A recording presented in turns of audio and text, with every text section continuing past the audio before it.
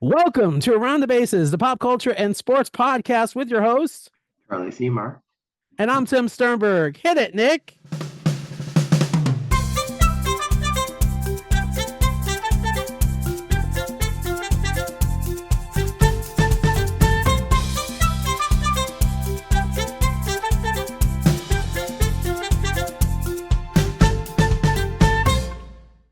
And we are back with another week of Around the Bases, the pop culture and sports podcast. Charlie, how you doing, buddy?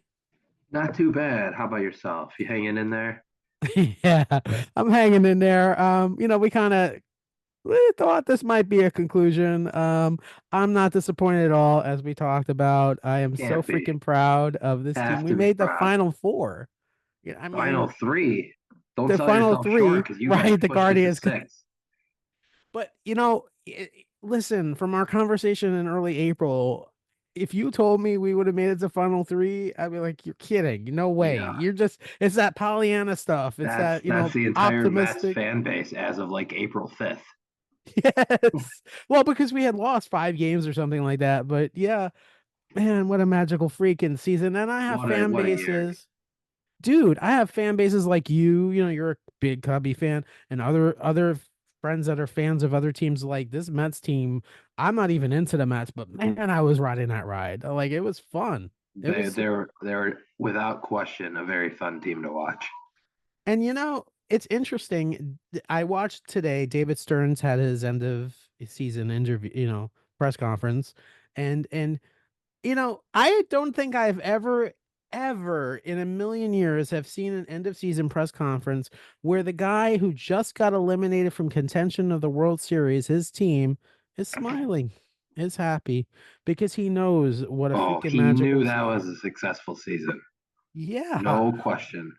And no one will doubt that at all. That was supposed to be a retooling, rebuilding season, and they went to the freaking NLCS Game 6 against the Dodgers. Listen, I had some reservations about him. I do not anymore. It's clear how brilliant he is. Oh my God, what a brilliant keys to the castle. Let him work. Yeah, like he is. I have zero criticisms whatsoever. I am excited. I am nervous, though, I will say. Just wait for a few more seasons when a lot of the old money that wasn't his decision is off, and it's like completely his hands on the team. You know what I mean? Like, think of what he did with essentially they were hamstrung. I mean, they had a lot of dead money on the payroll that you got to bite the bullet on. You got to pay the extra taxes going over, and here they still pulled it off. But you know what I'm nervous about, right? Yeah, I know what you're nervous about. We have a big ongoing free agency saga. But I gotta say, I know that we've gone back and forth on this a few times, but it does seem to be more positive. Well, rumor isn't the right word. We'll just say more word out there that a combination of Pete and Soto could be in play. So, I mean, if the Mets are able to retain Pete and bring in Soto, I got goosebumps. It's very difficult for me to not think the Mets and the Dodgers are the two front runners, like by a long margin. Yeah. And I just Soto is, let's be real, he's one of the top hitters in baseball. Yeah. And honestly, it's interesting. You look at I always like to look at years of rookie classes, right? So you look at 17, 18, and 19 are probably three of the best rookie classes in baseball we have had in years. And probably before that, it was like 10, 11, 12 with Harper's and Trout and that group.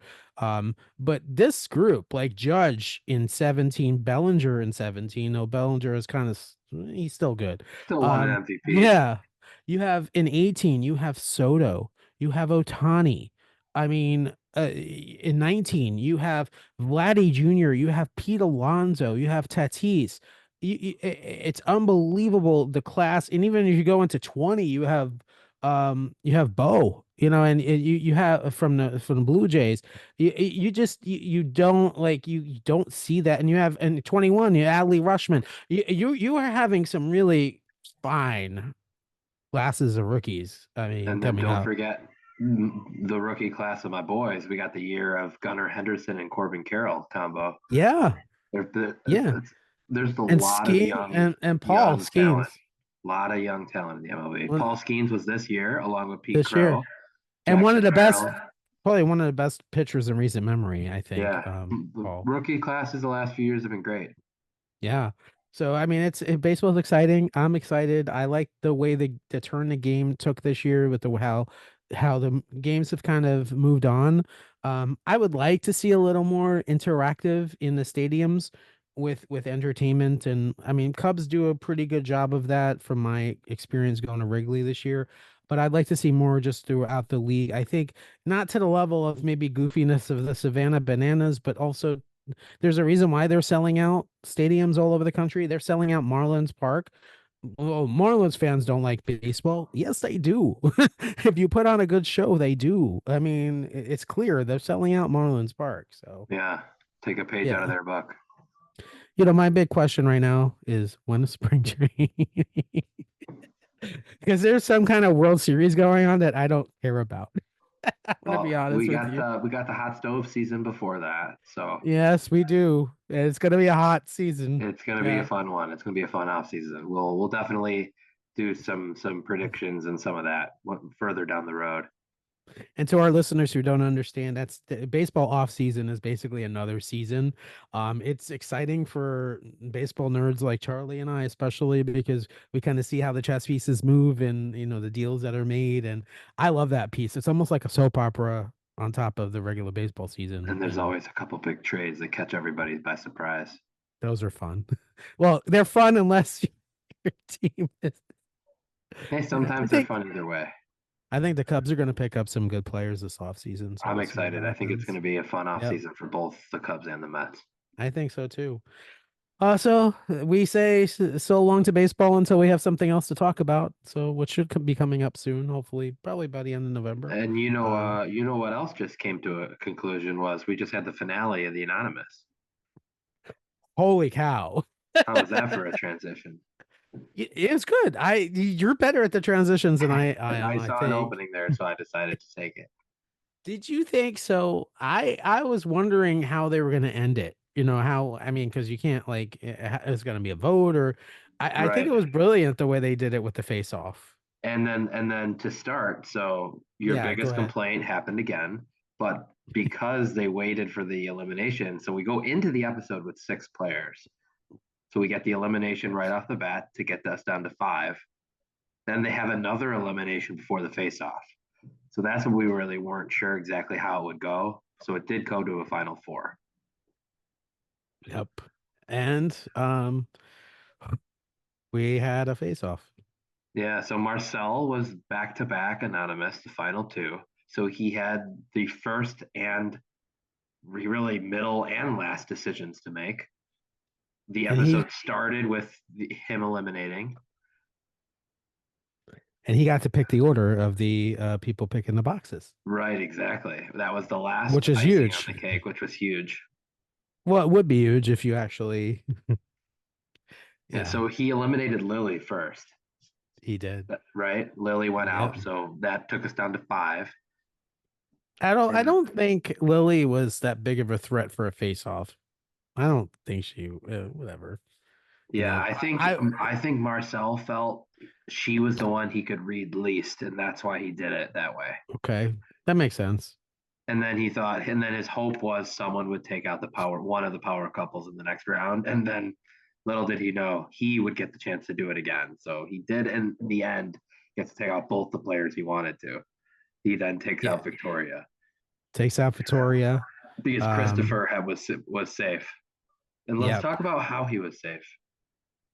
Yeah, how was Christopher safe? That was a pretty fun game. Did you like it? Oh, it was interesting. Why don't you explain it? It was the Connect Four. They It were was playing. They were playing Connect. it was kind of Connect Four, yeah. Except The probably the board balls was are twice as big. coming. He's like, there's a quote I think, and Marcel says, "Oh, the balls are hitting me in the face" or something like that. The balls are flying in. Yeah.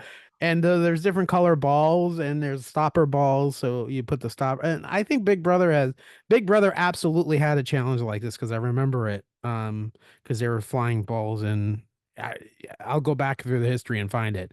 But yeah, their balls were coming in and they were basically putting it in this thing and they had to connect five. When they connected five, they would get money for the pot and then they would there was money attached to the red balls too and they would build money in the pot, but one person whoever got the most Yeah, most connections, connections. yeah, would And get red balls safety. were stoppers, so you could put them in Right. other people's.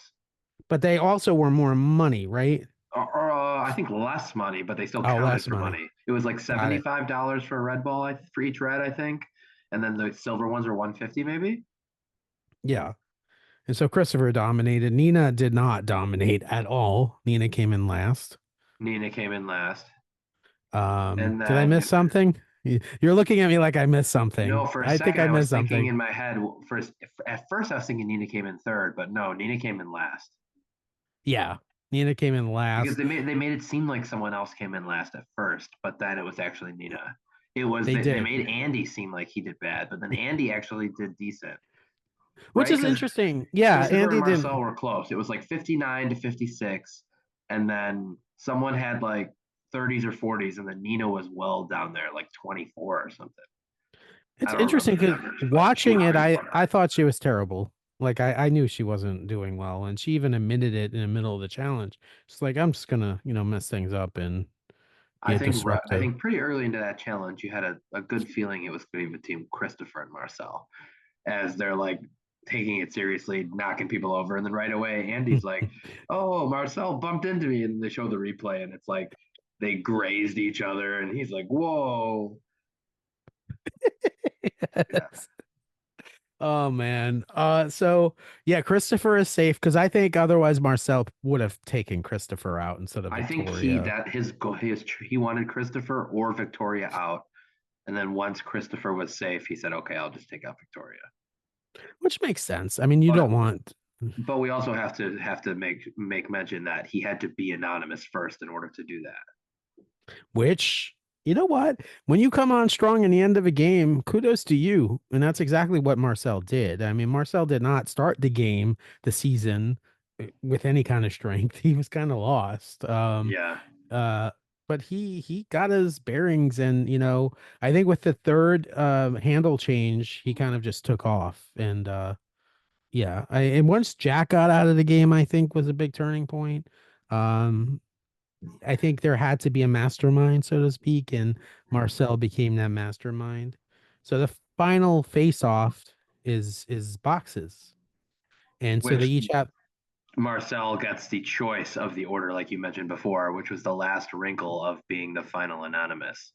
exactly, and so the We also real quick want to mention that she made a little the AI voice made a little comment like, and remember we said anything could happen, and we are now going to round up the $78,100 to 80,000. Like, wow, ooh, oh my gosh, what a turn of events.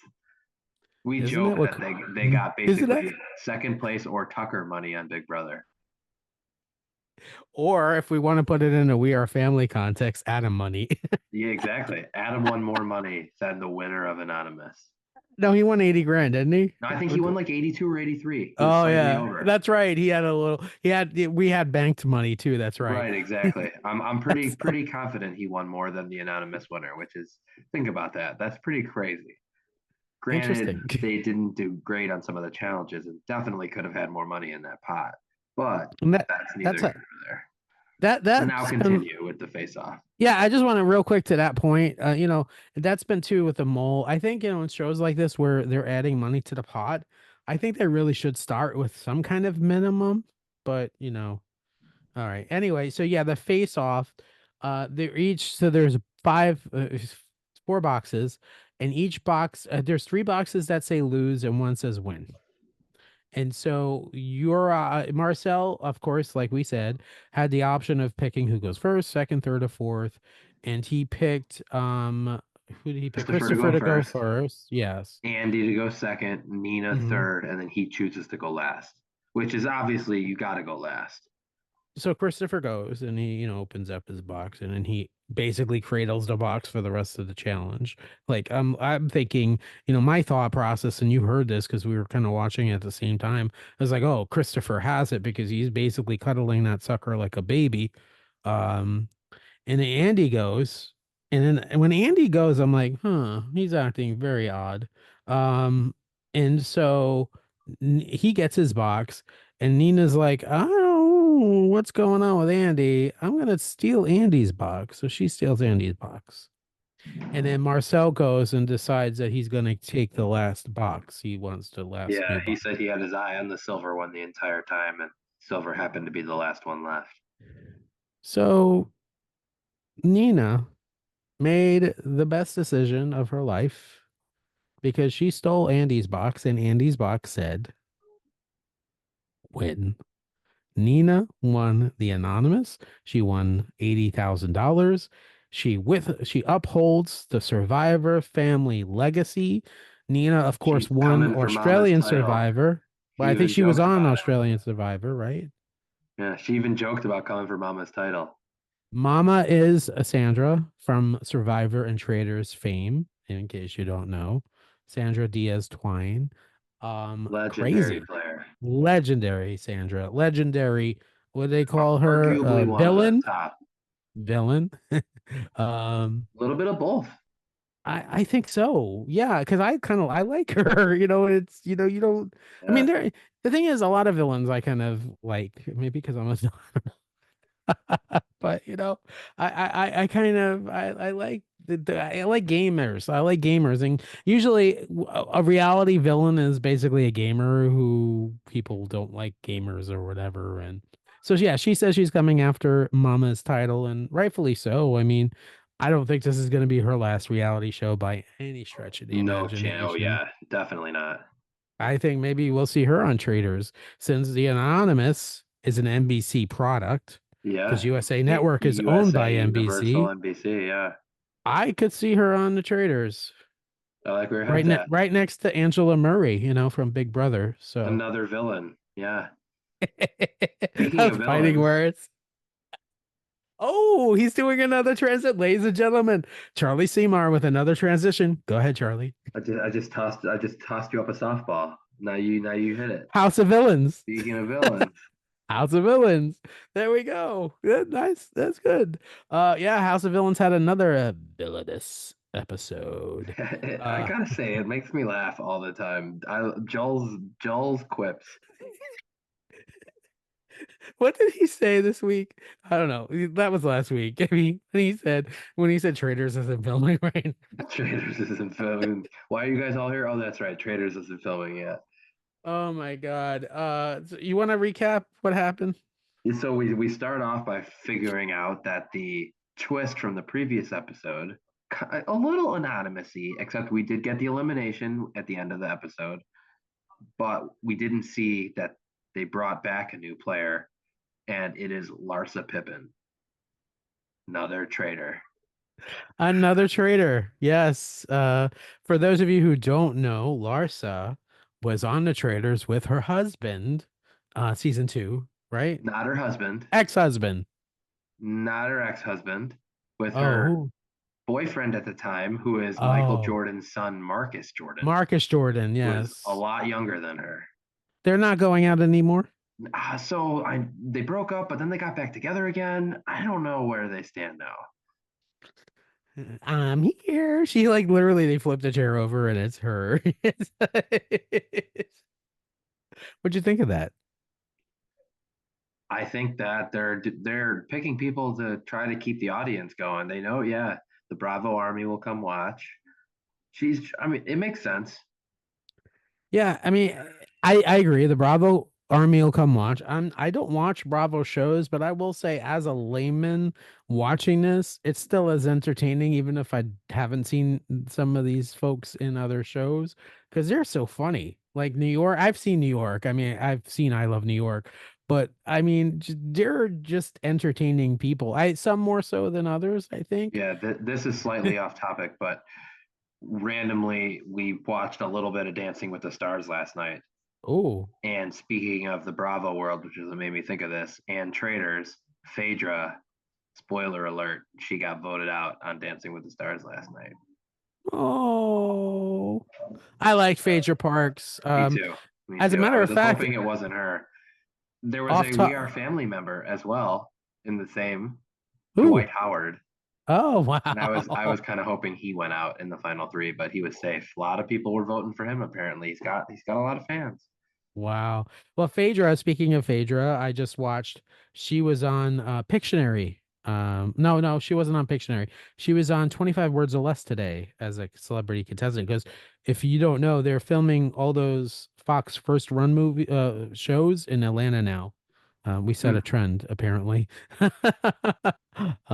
So yeah, there we go. She was on 25 Words or Less. She's a pretty good game player, Phaedra. So yeah. Anyway, we digress. But Phaedra's one of my favorite players from the Traders. If they ever have a Traders All Star season, she has to be on it. They will. She'll be. Yeah. But yeah. So who got eliminated on House of Villains this week? We did not have an elimination. We just had the nomination ceremony. It ended I, because they kind of do it where it's two episodes as one, but I like think the that mo- it like picks the up Circle. later. Yeah, Circle does that stuff too. Yeah. So It's this time it's entertaining. all we do. One other thing we got to mention is for the first time I can remember in the show they had a new twist. Not Victoria. Is her name Victoria? The Bachelor woman. She found You're talking about the the cock? yes. She found an advantage in the fridge that Joel put in there, and she saved Wes, who was put up. So that was some good gameplay, I thought, by her. She's playing pretty smart, honestly. Dude, you have to give these writers credit. You know they know this is going to sound funny as heck. That is funny. That Yeah, is like this is a reality show that's making fun of reality shows, basically. It's it so really is. funny. It is. They know what they're doing. That's like on the goat when they're melting the wax with the goats. They know what they're Yep. doing. It's good. It's good. Yeah, so she got the cock. It's a little rooster statue that you would buy in like a little dollar store, Dollar And Tree. it's the cock blocker. It's a cock blocker. And it blocks Wes from being nominated. Very smart move by her, I really thought. She used her cock to save Wes. And then not only did she do it, but Can then you imagine someone's tuning into this podcast? she didn't upset the women by then renominating Jesse and keeping it all men. So Exactly. she scored points all around. Oh man, I'm gonna have to edit that out. Nah, keep it. It's part of the game. It happened. It's It it's happened. it's it's a symbol on it's an idol on House of Villains. Let me clarify. Yeah, exactly. Speaking of idols, Charlie with we're the gonna have a perfect night tonight. so they start off the episode with Rome going previously on Survivor. You know that was his downfall as soon as that happened. Rome Dude, got a lot of good moments tonight. So overall, he'll he be all right. We'll get to how it ended for him, but it was another episode with a bunch of new things added. There were some new wrinkles that honestly there were. It was another real. This has been a great season, I think. would you say that this was an episode of contestants being audacious? Definitely.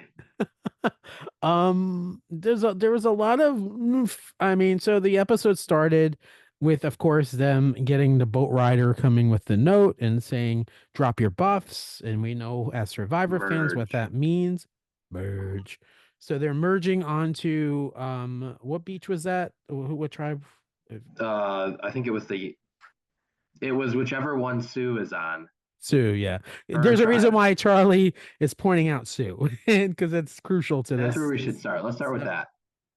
So So everybody's on their way. the blood returns, by the way. Yep. She realizes, okay, you know what? We're gonna be leaving soon, so I need to clean the rest of this idol off. because there's still tons of red paint all over it. So what does she do? She goes and starts To the well. to the well, watering well, and cleaning it off. And as she's doing it, she says into the camera, "And then I hear the boats. Uh oh." And so then they come walking in and they're like, huh, what's that? They start This to is a see. crime scene here. It's like a crime It's scene. They Crime start Scene to see Kitchen with red Joel paint. McHale. Yes, on Fox. But they see like this blood and they say, "Oh, what's going on here? What's happening? What's this?" And so they start doing they dig and they find some pottery that has blood, Find all basically. of the discarded Red material paint. from Sue's idol.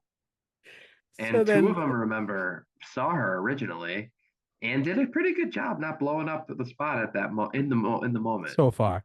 so far. So they look at her and they go, and then you could see in their head is turning, the brain is going, and they're rewinding to a couple of days ago, going, oh, and you see 2 + 2 = 4 together coming through on that moment. You can see it. It's amazing. You know exactly what is going on in that brain. They're thinking through and like, oh, and then it's mentioned, oh, good job. She must have gotten an idol. Now, the one that she's kind of close with, and I'm not good with names, so forgive me. Caroline, maybe? Caroline. I was like, I got your secret, I got your secret.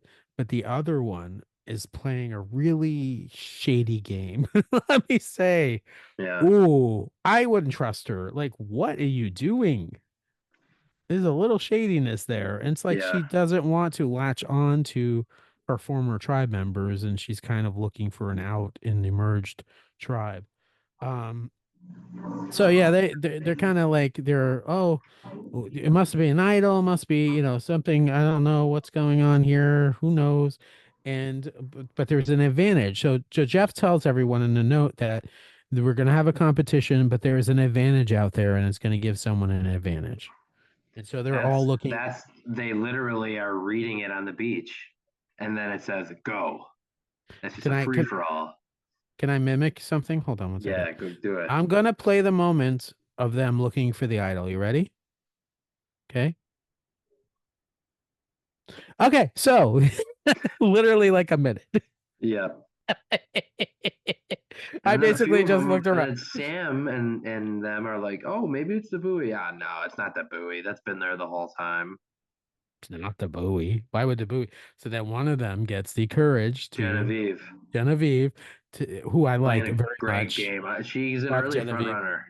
Yep, absolutely. I said that I was watching. I was like, I said to myself, "Oh my God, she's playing the game. She's absolutely." So she jumps and she's Subuhi and she's like, "I'm getting close to it," and I'm like, "Ah, no, that's not going to be there. Not I'm going a to be a foot away, still foot nothing. But away. then when Nothing. I'm 1 inch away, bam, There's something there."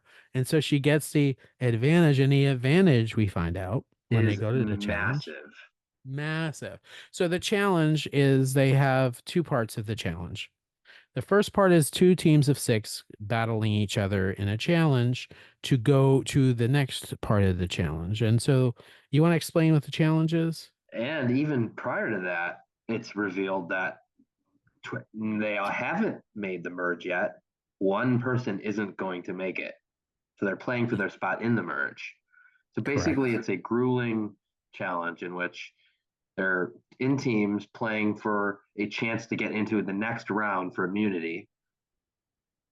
But the advantage that she has, Genevieve has the advantage of not having to play in that round at all. She gets a The free pass round to the because they have second part. 13 players. Now, setting up this challenge, they're going through mud pits. They're looking for, what are they looking for? You're better at this than I, but they're going through mud pits and they're they're battling each other to, is it a It's a puzzle? Yeah. So they're first they have to work as a team to get up the like inverted like half circle Oh, that was a through. challenge. That The was very ramp. difficult. One team had Go to pick through the before sandbags. that they're going through mud. They're all disgusting and they can't see anything. And then at the end, yeah, it's a puzzle. And so yeah, the yellow team wins. I call it the yellow team. I don't know what they. Yeah, it was the yellow team. It was a team with Sam on it. Yeah, Who's on the yellow trail? It's the because yellow team. they drew schoolyard random draw for captains and schoolyard pick. That's why I the love teams that. were confusing because they were not in their normal tribes. They're pretty split. Right. And which is an old school survivor thing, the schoolyard pick. I love it. Um, and so they were really dingy and muddy, and ends up the yellow team, Sam team wins. And so now they're going on to the second part. And this is where Genevieve jumps in nice and clean, no mud, nice and clean. And what they have to do there, and I've seen this challenge before, it's been on the show. Yes, They're they're holding going like a bow type object in which the with a ball is ball, resting in the track. and they're on a ramp, and they're at the highest, they start at the highest angle, and then they're over periods of time going down Yep, new rounds, deeper new incline. rounds. And you have to balance this ball, and you think, oh, it's easy. It's not. And it's very easy to kind of have that ball roll off of this. I actually wanted to play it myself. It looks like fun to kind of try to do it, Yeah, as most challenges are on Survivor. But yeah, so they have to balance, and some very quickly get out of the game, I would say, get out of the yep. round, Genevieve comes in fourth, even with her advantage. which is crazy to me. And then the Uh, worst one for me was third place. Teeny was dominating. I don't know yeah, if you saw it. She looked over at Sue when Jeff started talking about it. The second she looked away from hers and looked at Sue, she lost it, dropped the ball. you cannot do that. Literally. Literally Yeah. drop the ball. Yeah. Um, She lost focus. And that's a game where if you don't pay attention for 1 second, all of a sudden you lean one way and you're done. so who wins immunity? Kyle, right? That's his name, I think. Kyle. And Kyle, so let's rewind a little bit.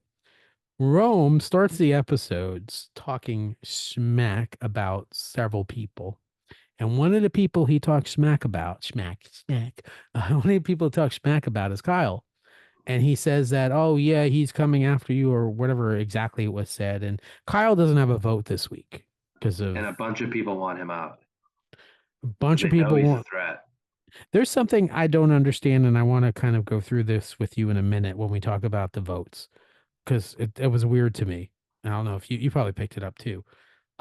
So so Rome is talking about he's talked about